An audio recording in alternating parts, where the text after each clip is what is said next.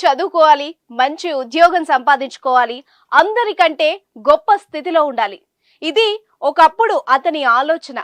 Master of business administration చేశాడు. మంచి మార్కులతో ఉత్తీర్ణమవడమే కాదు, దానికి తగ్గ ఉద్యోగాన్ని కూడా సాధించాడు. సంపాదన బాగానే ఉంది, కానీ ఎక్కడో ఏదో వెలితి. ఇంకా ఏదో చేయాలన్న తపన. ఉండలేకపోయాడు.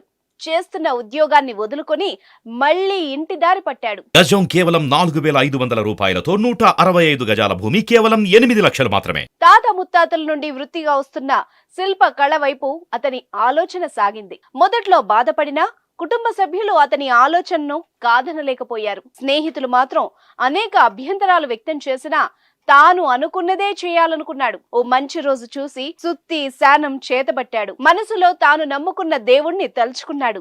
ఆ రోజు అతను తీసుకున్న నిర్ణయం ఇప్పుడు దేశంలో ఓ సెలబ్రిటీ స్థాయిలో నిలిపింది. ఆయన చేపట్టిన పనిముట్లు అతనిలోని అద్భుతమైన కళాకారుణ్ణి ప్రపంచ వేదికపై నిలిపాయి. ఆ విశేషాలేంటో, ఆ కళాకారుడెవరో ఇప్పుడు చూద్దాం.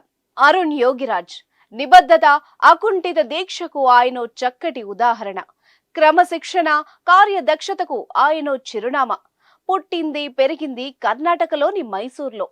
తాత తండ్రులంతా శిల్పకళను నమ్ముకున్నారు. అద్భుతమైన కళాకారులుగా పేరు గడించారు. చిన్నప్పటి నుంచి ఉలి దెబ్బలు వింటూ పెరిగాడు. శిలలకు జీవం పోసే తాత తండ్రుల పనితనాన్ని చూస్తూ ఎదిగాడు. తన కళ్ల ముందు ఎన్నో అద్భుత కళాఖండాలు జీవం పోసుకొని తరలి వెళ్తూ ఉంటే తండ్రి కళ్లల్లో కనిపించిన ఆనందాన్ని పసిగట్టాడు. కానీ మనసు ఆ వైపు వెళ్లడానికి మాత్రం అప్పట్లో అంగీకరించలేదు. పెద్ద చదువులు చదువుకోవాలి, తోటి స్నేహితులు అందరిలోకెల్లా మంచి ఉద్యోగాన్ని సంపాదించుకోవాలి. అదే పట్టుదలతో మైసూర్ యూనివర్సిటీలో ఎంబీఏ పూర్తి చేశాడు. చిన్నప్పటి నుండి ఏ పని చేసినా ఓ యజ్ఞంలా చేయడం అలవడింది. అందుకే చదువులో మేటిగా రాణించాడు. యూనివర్సిటీ నుండి బయటకు రావడమే ఆలస్యం. మంచి ఉద్యోగం కూడా సంపాదించుకున్నాడు. సంతృప్తికరమైన జీతం కూడా. ఇక జీవితం ఓ గాడిలో పడినట్టే అనుకున్నారు అంతా. కానీ అప్పుడే అతనిలో ఓ ఆలోచన తొలవడం మొదలైంది. తాను కూడా తండ్రిలాగా మంచి శిల్పిగా మారాలనుకున్నాడు. శిల్పాలను చెక్కడానికి వినియోగించే సాంప్రదాయ పనిముట్లను చేతబట్టాడు. తన తర్వాత ఎవ్వరూ ఆ కళను స్వీకరించరేమో అని ఎంతో మదనపడ్డ తండ్రి యోగిరాజ్ కొడుకు నిర్ణయానికి పొంగిపోయాడు. కానీ అతని కళా నైపుణ్యాన్ని చూడకుండానే కన్నుమూశారు. అమ్మ, తమ్ముడు, చెల్లి, భార్య, కుటుంబ భారమంతా తనపైనే పడింది. తమ్ముడు కూడా మంచి శిల్పిగా పేరు తెచ్చుకున్నాడు. ఎన్నో రోజులు శిల్పశాలలోనే గడిపేసేవాడు. ఏ రాయి నాణ్యమైంది, ఏ రాయితో చెక్కితే శిల్పం అందంగా రూపుదిద్దుకుంటుంది అన్నది బాగా గ్రహించాడు. చిన్న చిన్నగా అవకాశాలు వరుస పెట్టసాగాయి. కేదార్నాథ్ లో ఏర్పాటు చేసిన 12 అడుగుల ఆదిశంకరాచార్య విగ్రహంతో తన ప్రతిభకు శ్రీకారం పలికాడు. మైసూర్ సమీపంలోని చుంచునకట్టె దగ్గర ఏర్పాటు చేసిన 21 అడుగుల హనుమాన్ విగ్రహానికి రూపమిచ్చాడు. అలా మహాత్మా గాంధీ, బాబాసాహెబ్ అంబేద్కర్, కర్ణాటక ముఖ్యమంత్రి సిద్ధరామయ్య, రామకృష్ణ పరమహంస, బనశంకరీదేవి, నంది విగ్రహాలకు జీవం పోసి శభాష్ అనిపించుకున్నాడు. మైసూర్ పాలకులకు చెందిన అనేక విగ్రహాలను కూడా రూపొందించాడు.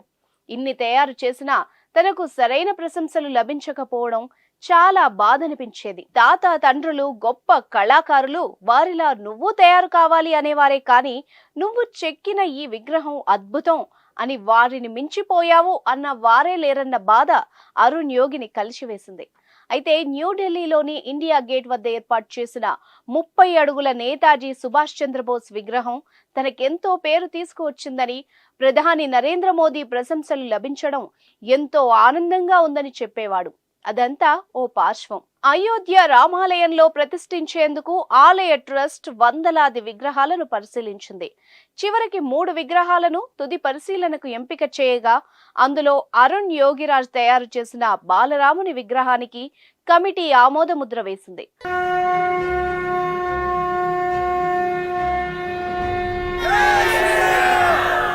కేవలం 38 ఏళ్ల వయసులోనే ఆయన ఈ అద్భుత అవకాశాన్ని అందిపుచ్చుకున్నారు. ఇది ఆయనలో తెలియని ఆనందాన్ని కలిగించింది. తాను పడ్డ కష్టాన్ని ఆ శ్రీరామచంద్రుడు గుర్తించాడని పొంగిపోయాడు. వారి కుటుంబం కూడా సంతోషంలో మునిగిపోయింది. 4.5 అడుగుల ఎత్తులో శ్రేష్టమైన కృష్ణ శిలతో ఆ విగ్రహాన్ని తయారు చేశాడు. దాదాపు 250 కోట్ల సంవత్సరాల నాటి అతి పురాతనమైన ప్రాచీనమైన కృష్ణశిలను మైసూర్ ప్రాంతంలోనే సేకరించారు. దాని నాణ్యతను బెంగళూరు కేంద్రంగా పనిచేసే national Institute of Rock Mechanics సంస్థ అధికారులు ధృవీకరించారు. దేశంలో నిర్మించే పెద్ద పెద్ద ప్రాజెక్టులు, అణు విద్యుత్ ప్లాంట్ల కోసం శ్రేష్టమైన రాళ్లను పరీక్షించే నోడల్ ఏజెన్సీగా National Institute of Rock Mechanics సంస్థ ఉంది. ఈ సంస్థకు చెందిన ప్రయోగశాలలు కర్ణాటకలోని కోలార్ గోల్డ్ ఫీల్డ్ లో ఉన్నాయి. ఎలాంటి వాతావరణ పరిస్థితులకైనా తట్టుకోగలిగిన నాణ్యమైన కృష్ణశిలతో రాముల వారి విగ్రహాన్ని చెక్కారని అధికారులు చెబుతున్నారు. కనీస నిర్వహణతో వేల సంవత్సరాల పాటు కృష్ణశిల మనగలుగుతుందని అరుణ్ అంటున్నారు. నీటిని పీల్చుకునే శక్తి ఈ రాయికి ఉండదని, కార్బన్ చర్యలకు కూడా స్పందించదని, అంతర్గత పగుళ్లు అస్సలు ఏర్పడవని నిపుణులు తేల్చిన తర్వాతే తాను బాలరాముడి విగ్రహాన్ని తయారు చేసినట్టు అరుణ్ పేర్కొన్నారు. అత్యంత నియమనిష్టలతో, శ్రద్ధ భక్తులతో బాలరాముడికి సజీవత్వాన్ని ఇవ్వడం ఎంతో మంది ప్రశంసలకు పాత్రమైంది. ఇంతకంటే అదృష్టం మరొకటి లేదని అరుణ్ యోగిరాజ్ ఆనందం వ్యక్తం చేస్తున్నారు.